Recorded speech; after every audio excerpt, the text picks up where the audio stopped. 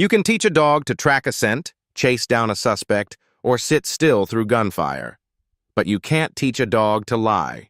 That's why when Duke, a 5-year-old retired canine with more scars than medals, walked into the Patterson family's living room and refused to take his eyes off a picture frame on the wall, Detective Anna Keller knew something was wrong. Not maybe wrong, not worth checking out later, wrong. Something in that house was hiding a truth, and the dog could smell it. It had been 18 days since 16-year-old Emily Patterson disappeared from her suburban home in Pine Bluff, Pennsylvania. No signs of forced entry, no evidence of a struggle, no ransom note. Nothing. She'd simply vanished. Her parents, Ted and Melissa Patterson, said she went for a run that morning and never came back. The town rallied. Search parties combed the woods and news vans parked outside their driveway for over a week. But the case had gone cold. No leads, no suspects. That's when Detective Keller was brought in, and she didn't come alone. She brought Duke. He wasn't the shiny, clean-cut kind of police dog they used in PR videos. Duke was retired military, reassigned to law enforcement through a pilot program for dogs with combat PTSD. He had a torn ear, a cloudy left eye, and a jagged scar across his rib cage that looked like it had a story all its own. But his nose still worked like it was made by God for one purpose: to find what others missed. Keller had worked with enough animals to trust Duke's instincts more than half the detectives on her force. And on that crisp Monday morning as they entered the Pattersons' seemingly perfect colonial-style home, she could already feel it in the air. The mother cried. The father shook hands too tightly. The family dog, a docile golden retriever, barely lifted its head from the couch. The house smelled like lavender cleaner and stress. They started upstairs, checking the girl's bedroom. Nothing unusual. Neat bed, open laptop, posters of indie bands on the walls, a few textbooks left open on the desk. But when Duke reached the living room on their way out, he froze. His body stiffened, ears perked, eyes locked. On the wall above this fireplace was a large landscape painting, a meadow at sunset.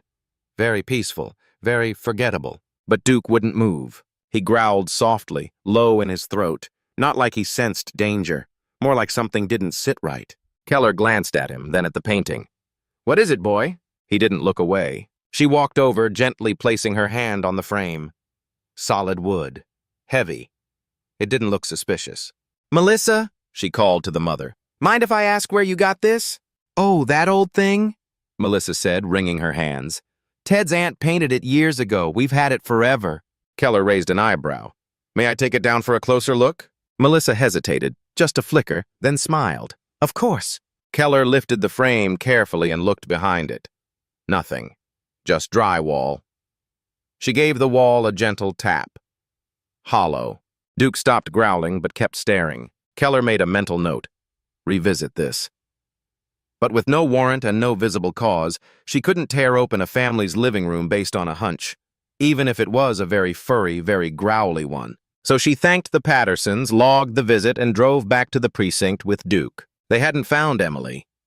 But something in that house wasn't what it seemed. For the next few days, Keller couldn't get the image out of her head. Duke, frozen in front of that painting like it was trying to speak. She reviewed the case file again. Timelines, statements, phone pings. Nothing added up. Emily's phone last pinged from a nearby trail an hour after she supposedly left for a run. But there were no witnesses, no cameras, and there was something else off. Ted Patterson, the father, had changed his story twice in interviews. First, he said he was home when Emily left. Later, he said he was at the hardware store. But no receipt, no witness, no camera confirmed that. Keller leaned back in her chair, rubbing her temples. "You ready to go back, Duke?"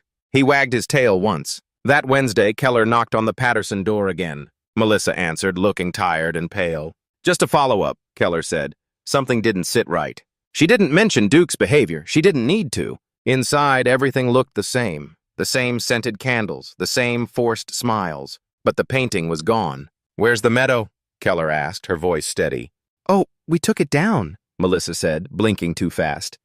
"Ted said it was crooked, and he wanted to hang something else. Why?" Keller's pulse jumped. She stepped into the living room, eyes scanning the wall. Now, in the painting's place, was a large family portrait. Smiling faces, warm lighting. But Duke didn't care about the smiles. He growled again. Only this time not at the wall, but at the portrait.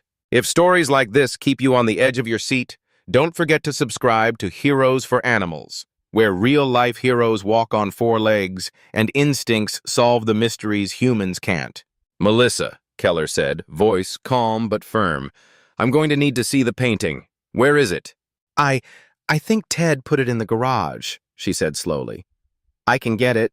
I'll go with you. They stepped into the garage, cluttered, dark. Against the far wall, half covered in an old sheet, was the painting. Keller walked over and flipped it around. There, screwed into the back of the canvas frame, was a small magnetic key. Her heart skipped. Do you know what this unlocks? No, Melissa said too quickly. That's not ours. I swear, I don't know. Melissa, Keller said gently, I have a trained detection dog who won't stop reacting to your living room wall. Your daughter is missing. You need to tell me the truth. Tears welled up in this woman's eyes. I didn't know Ted put something back there. Put what? I don't know, she whispered. But Keller already knew. She called for a forensic warrant that afternoon. The next day, with permission granted, a tech crew arrived and cut open the drywall behind the painting's original location. Inside was a small steel wall safe. Duke sat calmly in the corner, watching. Keller stared at the locked door, heart pounding. We're going to open it. Today. Because sometimes the truth doesn't scream. It waits behind a wall covered in paint and lies, until a dog who's seen too much refuses to look away. You'd think that once a hidden wall safe was discovered inside the home of a missing girl, things would move quickly. That justice would sweep in like a storm. But in Pine Bluff, Pennsylvania, things moved slower, especially when the family had money, lawyers, and local connections. Detective Anna Keller had seen it before. The delay, the excuses, the polite refusals. But what she hadn't seen before was a dog who refused to budge until a secret was forced into daylight. And Duke wasn't done yet. The morning after the safe was found, Keller stood in the Pattersons' living room, arms crossed, watching a forensic locksmith drill open the steel door. Ted Patterson wasn't home, some emergency work call, his wife claimed. But Melissa hovered nearby, pale and jittery, clenching and unclenching her hands like she wanted to pray but forgot how. The moment the safe clicked open, Duke let out a sharp bark, once, then sat down. Inside was a neatly stacked pile of documents, a velvet pouch, and a single flash drive. No weapons, no cash, just paper and plastic. Keller pulled on gloves and began carefully removing the contents, laying each item onto a clean forensic tray. The first item was a manila folder labeled in block letters, Emily, Confidential. Inside, printed photographs. The first few looked normal. Emily with her school friends, a track meet, a birthday party. But something felt staged. Then came a photo that made Keller's blood chill. It showed Emily sitting at a coffee shop with an older man, maybe mid-50s, balding, with glasses. His hand rested gently on her shoulder, but she wasn't smiling. Her body language was stiff, her eyes downcast. It didn't feel like a proud uncle. It felt wrong. The next photo was worse. Emily, same man, inside what looked like a motel room. He sat on the edge of the bed. She stood near the door. Her arms were crossed tightly. Again, no smile. She looked trapped in the frame. Keller stopped flipping. What the hell? She whispered. Melissa, standing behind her, covered her mouth. That's not real. That can't be real. Ted wouldn't. He said those were just old photos from her school project. A school project? Keller turned to her. You're telling me your daughter's school assignment involved motel room photography with strange older men? Melissa shook her head, panicked. I didn't know. I swear I didn't know. I never saw those. Ted said he handled her senior project. Her knees gave out and she collapsed into a nearby chair. I didn't look. Keller glanced down at Duke, who watched Melissa, then slowly turned his gaze back toward the safe. There was more. The velvet pouch held two things, a small silver locket and a folded note torn at the edges. Inside the locket was a photo, not of Emily, but of a different girl. Brunette, same age, same eyes. On the back of the photo, Molly 2011. Keller stared at it for a long moment. That name wasn't in the Patterson file. She opened the note. Scrawled in quick, anxious handwriting were just 3 lines. I know what he did. She tried to tell me. If anything happens to me, find the dog. Keller read it twice. She didn't know what she expected. But that last line? She glanced again at Duke. The dog didn't move, didn't blink, but he knew, he'd always known. The flash drive was password protected. Back at the precinct, Keller handed it over to their digital forensics team. Prioritize this, she told them. I don't care if you have to pull every tech out of traffic cams, crack it. While she waited, she went back to the missing persons board. She pulled Emily's file and laid the Lockett photo next to it. Then she pulled cold case reports for Molly Anderson, a 15-year-old who went missing in 2011, 3 towns over. Never found, case inactive. But now, a photo in a locket hidden in the home of another missing girl. It wasn't coincidence. It was a pattern. That night, Keller couldn't sleep. She kept seeing Emily's eyes in those photos. Not scared, not even crying. Just empty. Like she'd already said everything she needed to say. And no one had listened. She thought about Melissa, a woman either deeply in denial or drowning in guilt. And she thought about Ted Patterson, the one person Duke didn't trust. She called her captain the next morning. I want eyes on Ted Patterson. Full background sweep. Anna, he sighed, you're chasing smoke. No, she said. I'm following a dog who's been right every time. Later that day, the digital team cracked the drive. It held only 2 video files, both short, both grainy. The first opened with the static buzz. Then, a dim room. A camera on a nightstand. Emily's voice, barely audible. You said it would stop. Then a male voice. Shut the door! End of file. Keller stared at the screen, her stomach turning. The second video was even shorter. Emily facing the camera this time. Alone. She looked straight ahead, eyes wide. If I go missing, she whispered, he'll say I ran, but I didn't. He's the one who... The video cut out. File corrupted. Keller stood frozen for several moments. Then slowly she turned to Duke. You saw this before any of us, didn't you? The dog let out a quiet breath and laid his head on her boot. She called the captain again. I need a warrant for Ted Patterson's financials, and I want motel surveillance pulled from March 3rd through the 7th. Cross-check it with his work records. He's been lying. I hope you're right, Keller, the captain said, because you're about to walk into a political minefield. I don't care if he's running for mayor, she snapped. This girl left a breadcrumb trail, and a dog picked it up. Now it's our job to follow it. That afternoon, Keller went back to the Patterson house alone. Melissa answered the door, face blotchy, eyes red. He's not here. I know, Keller said, but you are. And I think it's time we talked about the kind of man you married. Melissa hesitated, then stepped aside. Inside, the house felt colder now. The warmth had vanished. The photo over the fireplace was gone. The wall was bare. I lied, Melissa said, voice barely a whisper. About the painting. About the safe. About so much.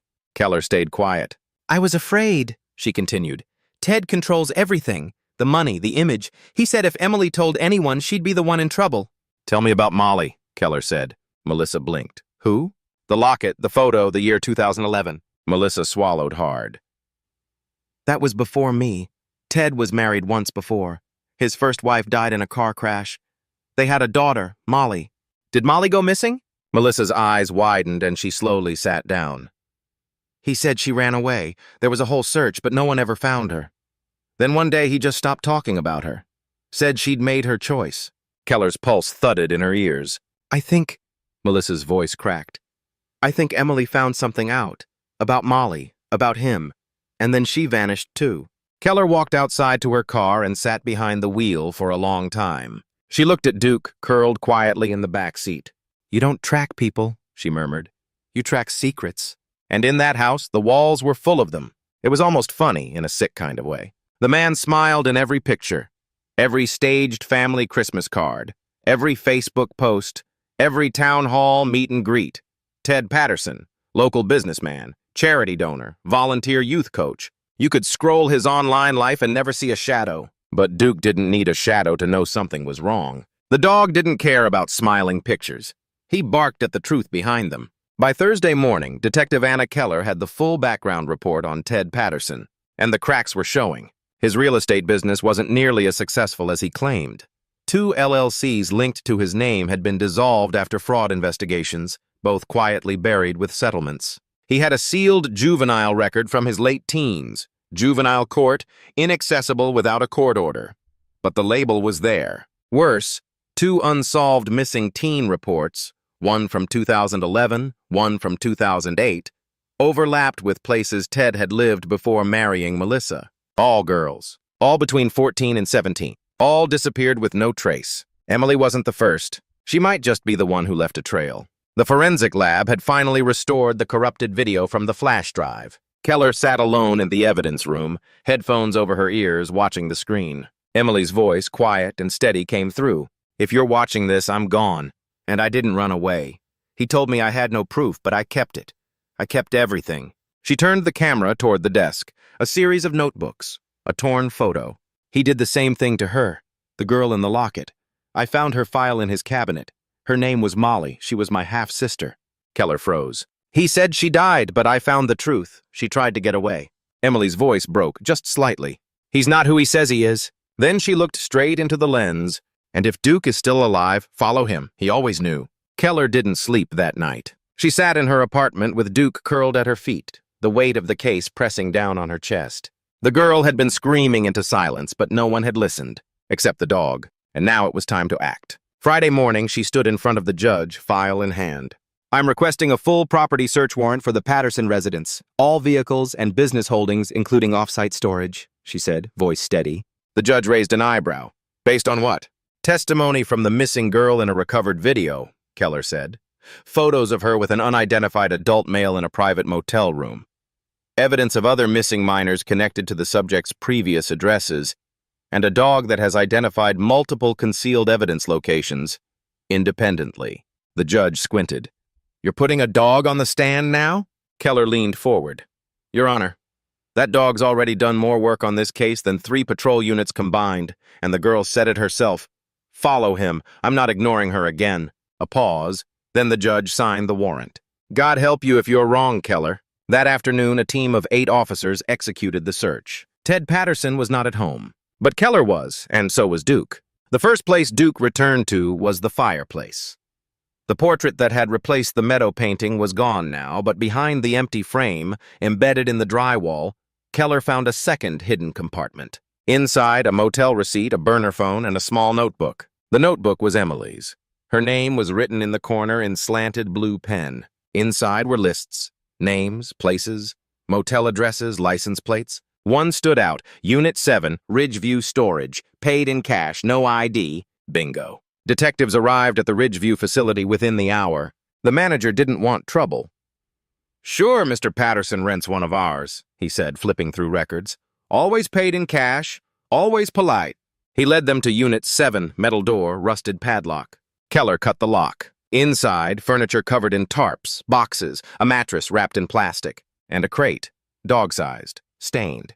Duke growled. They found old Polaroids in one box, none labeled, different girls, different towns. They found the same locket, with Molly's name, in a drawer.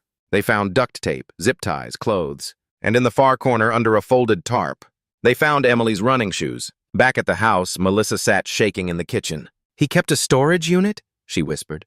"I didn't even know he had one." Keller didn't answer. She looked around the kitchen. Spotless, sunny, lies baked into every surface. "We have enough now," she said quietly. "We'll issue the warrant for his arrest before sundown." "What happens next?" Melissa asked, tears running down her cheeks. "Next?" Keller stood. "We find your daughter." But Ted Patterson didn't wait to be arrested. At 5:22 p.m., local PD received a call from a neighbor. They saw Patterson leaving in a gray Ford Explorer, speeding. By the time Keller was notified, he was gone. An APB was issued. Plates went out. But it was like he'd vanished. The man who smiled in every portrait had finally shown his real face. That night, Keller sat with Duke in her squad car outside the Patterson house, watching the news unfold on TV through her windshield. Reporters speculated. Neighbors gasped. Everyone asked, how could no one have known? But Keller knew. They had known, deep down they had always known. They'd just chosen not to look. Only the dog had stared long enough to see through the painting.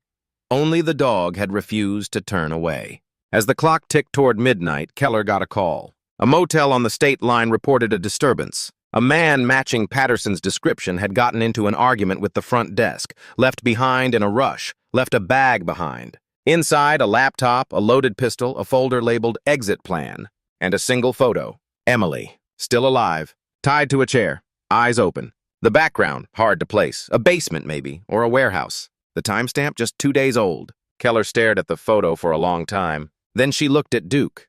"You ready?" she whispered. The dog sat up, alert. "Good," she said, "because we're not done yet. In every missing persons case, there's a moment, a line you cross, when it stops being an investigation and becomes a race." Detective Anna Keller crossed that line the moment she saw the photo of Emily, tied to a chair, wide-eyed and alive, just 2 days old. There was no more protocol, no more waiting, no more hope that this was just some misunderstood runaway case. Emily Patterson was still out there, and the man who took her had a head start. It was just after 1 a.m. when Keller walked into the Pine Bluff precinct, Duke at her side. The mood inside had changed. Nobody made small talk. Nobody asked if they were sure. They were sure now. The motel where Ted Patterson had left his bag, the photo, the gun, the exit plan folder, was 20 miles east, just past the state line. That gave him a 6-hour lead at best. The team gathered around the monitor in the war room as Keller laid the printed photo on the table. Emily's background, concrete walls, exposed pipes, harsh overhead lighting, looked industrial, cold, unfinished. "She's underground," Keller said. "Basement or sublevel, maybe a storm shelter. Could be an old building," someone added. "Maybe a warehouse. You see that rust near the pipe joint?" Keller nodded. "Get me a list of every property Ted's name is connected to. Not just the active ones. I want the rentals, the old flip houses, the ones listed under shell companies. Every asset in the past 15 years. The officers scattered. She looked down at Duke, now resting at her feet. He hadn't barked once since the photo. He just waited. Quiet. Still. Ready. "Come on, partner," Keller whispered. "Let's go find her." By 5 a.m., they had a list of 7 possible properties. 4 were ruled out immediately. Sold, demoed, or occupied. That left 3. A cabin in the woods near Ridge Creek, a warehouse near the rail yard, and an old hunting lodge about 45 minutes north. All of them isolated. All of them within an hour of the motel where Ted ditched his bag. Keller chose the warehouse first. She drove out before sunrise. Duke in the back, window cracked. The rail yard was deserted this time of day, still and silent except for the distant metallic clinks of a train being uncoupled. The warehouse door was rusted shut. Took 2 officers with a crowbar to break it open. Inside, stacks of old furniture, a broken vending machine, and a lingering smell of mildew. No stairs, no basement, no sign of life. But Duke sniffed every inch of it. Nothing. On to the next. The Ridge Creek cabin was deep in the woods. A long dirt driveway, half overgrown with brush, led to a sagging wooden structure with blacked-out windows. They entered carefully, guns drawn. The kitchen reeked of mold. Rodents scurried across the floor. In the back, a trap door to a crawl space. Keller's heart jumped, but when they opened it, it was shallow. Just dirt. No room for a person. No Emily.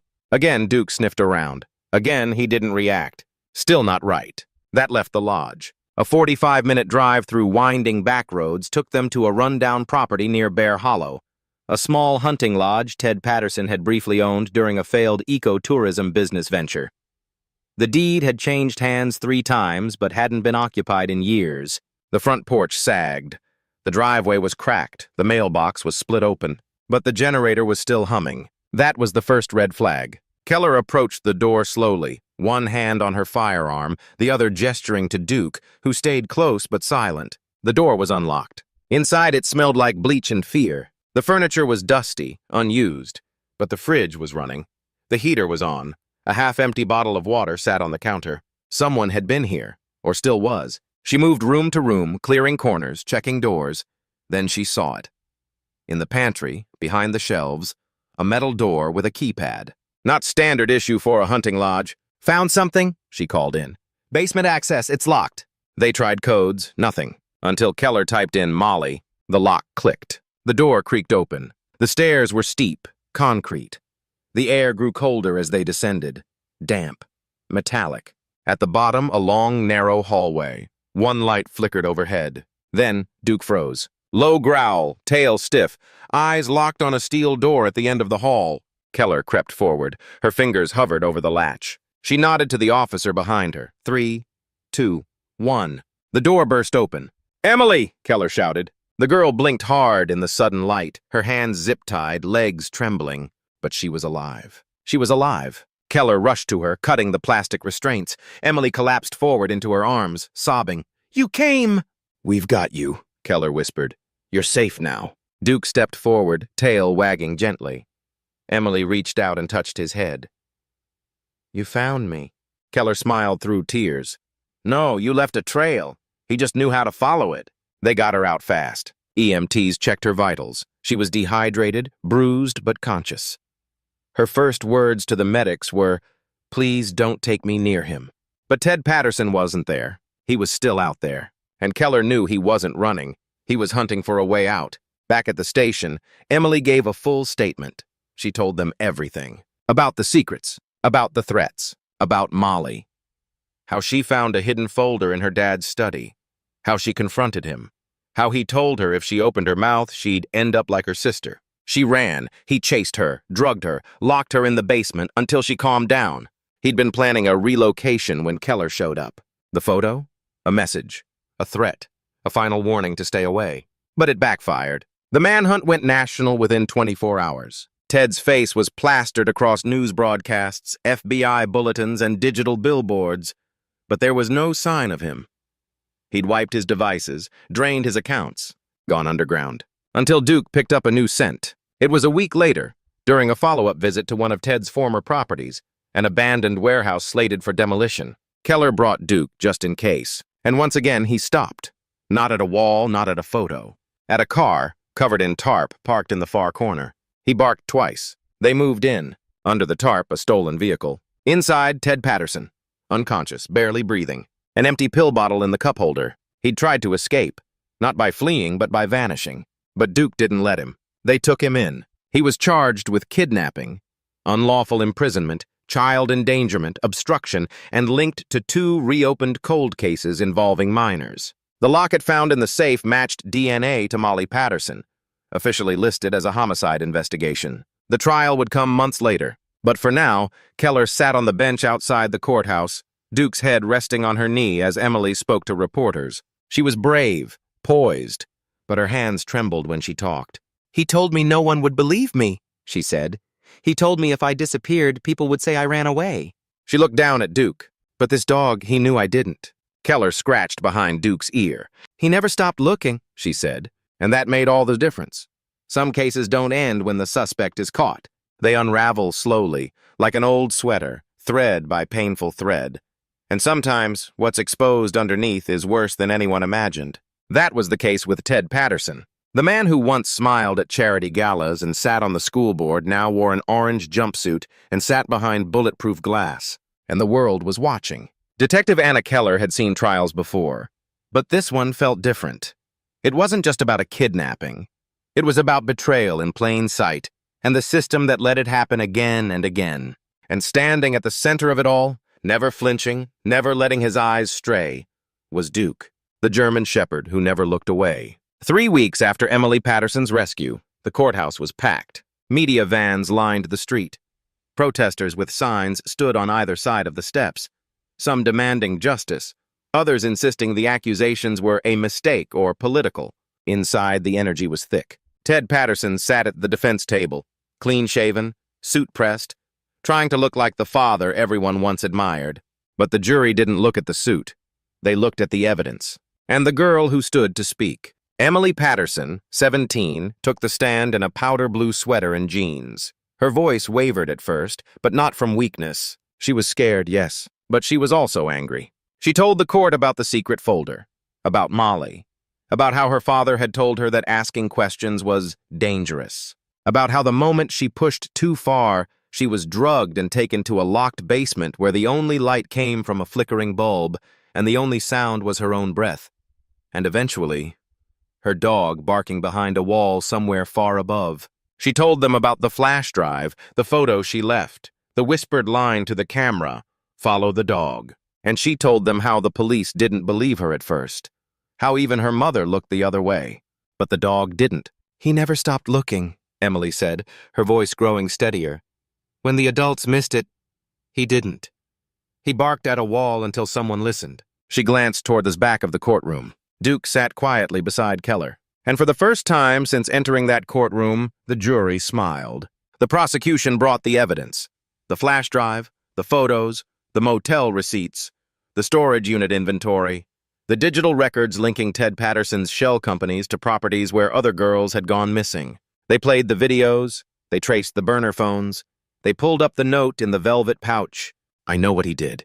She tried to tell me, if anything happens to me, find the dog. Keller remembered that moment in the evidence room, reading those words for the first time. She hadn't understood it then. Now the whole country did. By day 3 of the trial, reporters were calling Duke the dog detective, and social media exploded. Justice for Emily trended for nearly a week, but Keller didn't care about hashtags. She cared about what came next, because there was still one missing piece. At the request of the district attorney, Duke was allowed to walk the courtroom after hours, under supervision, to confirm scent reactions to evidence and photos. It was unusual, unorthodox, but Duke had already proven himself. And on a quiet Thursday evening, in a silent, empty courtroom, Duke walked slowly past a table of evidence boxes and stopped at one labeled Cold Cases Anderson file.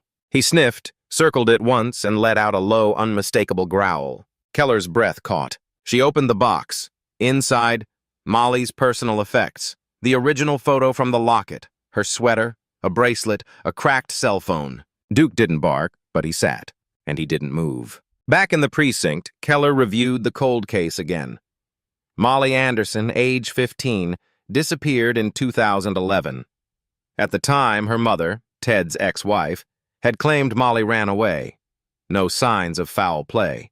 But now, the locket, the dog's reaction, the matching handwriting in the note found in the safe. Keller looked again at the torn edges of Molly's last letter, the one written to a teacher. The phrase, "He watches me when I sleep." The same handwriting was found on the note hidden in the velvet pouch. They had always assumed it was Emily's, but the stroke slant matched Molly's, not Emily's. Molly had written it. Emily had just found it. That changed everything. Keller submitted the note to the DA. Within hours, new charges were filed. Murder in the suspected death of Molly Anderson, based on circumstantial and forensic evidence. It was the first time Ted Patterson's face shifted in court. He didn't speak, but his hands trembled. Then came Melissa Patterson. She took the stand with her shoulders curled inward, voice soft. She admitted she had overlooked things, that Ted had told her stories about his troubled daughter from a previous marriage, that he said Emily was acting out and needed discipline, and she believed him. "I was blind," Melissa whispered. "He convinced me my own daughter was unstable." She turned to the judge, but she was the only one who ever saw the truth, and I helped hide it. The courtroom was silent, except for Duke, who let out a quiet exhale, almost like relief. If this story moves you, and you believe in the power of animals to change lives, don't forget to subscribe to Heroes for Animals. These stories deserve to be heard. Closing arguments were short. The evidence was overwhelming. The jury deliberated for less than 4 hours. They found Ted Patterson guilty on all counts: kidnapping, child endangerment, obstruction of justice, possession of illicit materials, and in the final blow, second-degree murder in the case of Molly Anderson, based on newly submitted evidence and testimony. His sentence, life in prison without parole. No plea deals. No leniency. The man who once controlled his image with charm and lies would now spend his remaining years under the very same silence he used to trap others. Outside the courthouse, Keller stood beside Emily and Melissa. Reporters surged. Microphones were raised, but Emily spoke just one sentence before walking away. "He tried to erase us, but the dog remembered." 2 weeks later, Keller received a letter. Handwritten, no return address. It read, "I wasn't brave. The dog was. He barked so loud the world finally listened. I hope more people start listening to the ones who can't speak." There was no signature, but Keller knew who it was from. In the months that followed, Emily returned to school. Quietly. She began volunteering at the local animal shelter, walking retired canines and helping train rescue dogs. Duke became a legend, invited to speak, or rather sit proudly, at conferences, schools, and even a ceremony at the state capitol where he was awarded the Heroic Service Medal. But he didn't care about the medal. He cared about Emily. And when she bent down to hug him after the ceremony, he wagged his tail once and rested his head on her shoulder, the same way he had in the basement hallway just before they opened the door. Sometimes it takes a trained investigator to solve a case. Sometimes it takes years of evidence and legal work. And sometimes it takes a dog who just won't stop looking at a wall until the truth comes crashing out from behind it. There's something quiet about justice. It doesn't shout or wave its hands. It settles in slowly, like sunlight through the trees after a storm. For Detective Anna Keller, justice didn't come in the sound of a gavel or the news crews packing up outside the courthouse. It came in the way Emily Patterson smiled, really smiled, for the first time in months, and in the way Duke finally stopped staring at the wall. A month had passed since the trial ended. Ted Patterson was locked away in a maximum security prison in western Pennsylvania. The home he once filled with secrets had been sold, the safe ripped from the drywall, the paintings boxed up and stored as evidence. And Emily? She was rebuilding. She'd enrolled in online classes, slowly returning to normalcy, or at least a new version of it. She walked to the corner store now. She started baking again. Her walls were no longer blank. She even hung up one of her own paintings, a blurry sunset over a field. "I think I finally understand," she told Keller one afternoon. "What he took from me wasn't just time or safety. He took my voice, and I'm getting it back." Keller smiled. "You already have." Duke had officially retired from active service. His last mission, the one that mattered most, was over. The department offered him a quiet home in the country, but Keller knew where he truly belonged. She brought the paperwork to Emily's house herself, holding the adoption form in one hand and Duke's worn leather leash in the other. "I think he's already chosen," Keller said as she passed the leash over. Emily dropped to her knees, hugging Duke tightly. "Are you sure?" Keller looked at the dog. "He was never mine. I just followed him where he led me." Duke leaned into Emily's arms, tail thumping against the floor. 2 weeks later, something unexpected arrived in the mail. An invitation from the governor's office.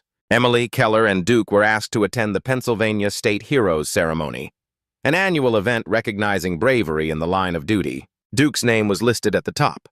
The ceremony was held at the Capitol Rotunda in Harrisburg, packed with local leaders, veterans, police officers, and families from across the state. But the crowd fell silent when the announcer stepped to the microphone.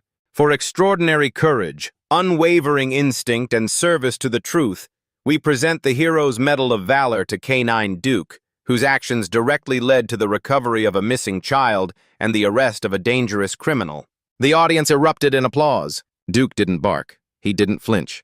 He just stood beside Emily, his ears up, his eyes clear, the medal heavy on his collar. He wasn't just a dog anymore. He was a symbol. After the ceremony, they were approached by a woman holding her young son's hand. The boy wore a little police costume, complete with a plastic badge and a tiny stuffed German shepherd tucked under his arm. "Can we say hi to the real hero?" the boy asked. Emily knelt and nodded. "He'd love that." The boy reached out, and Duke gently nudged his nose into the boy's palm. "Is he magic?" the boy whispered. "No," Emily said, smiling, "just brave." News outlets picked up the story nationally. The dog who found the truth. K-9 hero uncovers hidden safe, rescues teen. How one bark changed everything. It became more than a headline. It became a lesson. In police academies, they now taught the case as an example of canine instinct and investigative trust. In psychology circles, Emily's testimony became a source of strength for other survivors. And in small towns across America, families started looking at their dogs differently, because sometimes they see what we don't. One Saturday afternoon, Emily and Keller met again at a local park, the same one where the town had held a candlelight vigil for Emily when she was still missing. Now families played frisbee on the grass. Children laughed. The same gazebo that once held tearful prayers now hosted a craft fair and lemonade stand. Emily sat on the bench, sipping iced tea. Duke curled at her feet. "He doesn't bark anymore," she said. "That's a good thing," Keller replied. "It means the walls don't have secrets now." Keller nodded. "It means he trusts this place." They watched as an older man approached with his grandson. The boy pointed at Duke. "Is that the hero dog?" he asked. Emily smiled. "He sure is." The man paused. "You know, I followed your story every night. My sister went missing in the 80s. They never found her." "I'm sorry," Emily said softly. The man looked down. "Thank you. I just wanted to say what you did, what he did, gave people like me hope. that someone's still looking. Emily placed her hand on Duke's back. "He always is," she said. That night, Emily found an old photo of her and Molly, one she'd once tucked away, too painful to look at. This time, she framed it. She hung it in the hallway of her new apartment, right above Duke's water bowl. And sometimes, when the light hit it just right, it looked like both girls were finally safe, like a chapter had closed, not forgotten, but healed. In the end, justice didn't roar. It breathed, in a girl who painted again, in a mother who listened this time, in a town that learned not to look away, and in a dog who never did. From all of us at Heroes for Animals, thank you for following this powerful journey with us. A story of instinct, survival, and the quiet heroism that can change lives. If this story moved you, we'd love for you to subscribe and be part of our growing community of animal lovers and justice seekers. Now we'd love to hear from you. Do you believe animals can sense truths we miss? Let us know in the comments below. And don't forget to hug your dog a little tighter tonight.